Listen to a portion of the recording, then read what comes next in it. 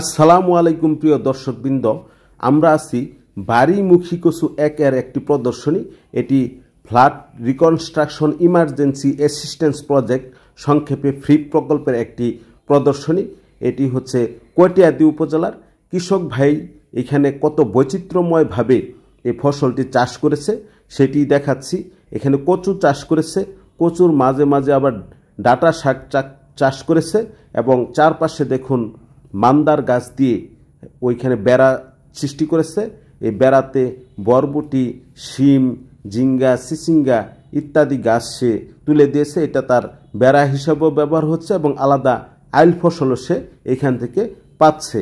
সুতরাং এই কৃষকের পরিকল্পনাটা আমার খুবই ভালো লাগলো এবং আপনাদেরও আশা করি ভালো লাগবে। আমার সাথে আরও রয়েছেন পরিদর্শনে মোহাম্মদ শাহিনুল ইসলাম, অতিরিক্ত উপপরিচালক শস্য, এবং মোহাম্মদ শফিকুল ইসলাম ভূঁইয়া, উপজেলা কৃষি অফিসার কটিয়াদী, ও সাথে আছেন এই ব্লকের উপসহকারী কৃষি কর্মকর্তা মইনুল হোসেন ও প্রাণপ্রিয় কৃষক ভাই। বাড়িমুখী কচু ১ এবং বাড়িমুখী কচু ২ এই দুইটি জাত রয়েছে। এখানে যে প্রদর্শনী স্থাপন করা হয়েছে সেটি হচ্ছে বাড়িমুখী কচু ১। মুখী কচু অত্যন্ত পুষ্টিকর, সুস্বাদু এবং এটি নিরাপদ, কারণ মুখিটা মাটির নিচে থাকে। এই জায়গায় কিন্তু পেস্টিসাইড বা কীটনাশকের সংস্পর্শ খুব কমই আসে, সেই জন্য এটি আমাদের শরীরের জন্য নিরাপদ।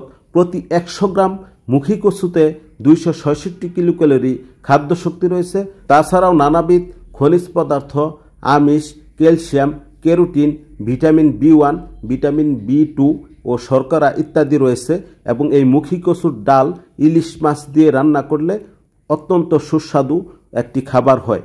মুখী কচুর জন্য মাটি গভীরভাবে ৩ থেকে ৪টি চাষ দিয়ে ভালোভাবে জুরজুরে করে মই দিয়ে তারপরে লাইনে রোপণ করতে হয়। এখানে লাইন থেকে লাইন দূরত্ব হবে ২৪ ইঞ্চি এবং একটি গাছ থেকে গাছের দূরত্ব হবে ১৮ ইঞ্চি। মুখী কচু চাষের জন্য প্রতি শতাংশে ২ কেজি বীজের প্রয়োজন হয়, যা ১৫ থেকে ২০ গ্রাম ওজনের ৫৮ থেকে ৬০টি বীজ প্রয়োজন হয়। সারের মাত্রা হচ্ছে প্রতি শতাংশ জমির জন্য কম্পোস্ট ৫০ থেকে ৬০ কেজি, ইউরিয়া ১.৫ কেজি, টিএসপি ৮০০ গ্রাম, পটাশ ১.৫ কেজি, জিপসাম ৫০০ গ্রাম, দস্তা ৬০ গ্রাম, বোরন ৫০ গ্রাম। সমুদয় গোবর, টিএসপি, জিপসাম, দস্তা, বোরন সার এবং অর্ধেক ইউরিয়া ও অর্ধেক পটাশ সার জমি তৈরির আগে শেষ চাষের সময় মাটিতে প্রয়োগ করতে হবে। অবশিষ্ট ইউরিয়া ও পটাশ সার চারা রোপণের ৩৫ থেকে ৪০ দিন এবং ৬৫ থেকে ৭৫ দিনের মধ্যে পার্শ্ব প্রয়োগের মাধ্যমে উপরি প্রয়োগ করতে হবে। যদি খরা থাকে তাহলে বীজ গজানোর জন্য এবং পরবর্তী সময়ে ১০ থেকে ২০ দিন পর পর সেচ দিতে হবে। বর্ষাকালে সেচ দেওয়ার দরকার পড়ে না, তবে অতিরিক্ত পানি জমে গেলে তা নিষ্কাশনের ব্যবস্থা করে দিতে হবে। সার উপরি প্রয়োগের আগে অবশ্যই আগাছা নিড়ানি দিয়ে নিতে হবে। অনেক সময় জাপ পোকা বা শোষক পোকা আক্রমণ করে, সেই জন্য ইমিডাক্লোপিড গ্রুপের টি2 বা অ্যাডমায়ার প্রতি ১০ লিটার পানিতে ১০ ml ওষুধ মিশিয়ে ৫ শতক জমিতে স্প্রে করতে হবে।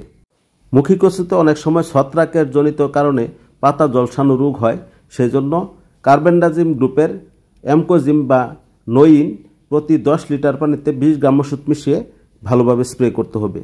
কচুর পাতা যেহেতু পিছলা, সেই জন্য এখানে ওষুধ লেগে থাকবে না। লেগে থাকার জন্য ওষুধের সাথে অবশ্যই একটু হুইল পাউডার মিশিয়ে নিলে পাতার সাথে ওষুধটা ধরে থাকবে, লেগে থাকবে। মুখী কচু সাধারণত ৬ থেকে ৯ মাস সময় লাগে।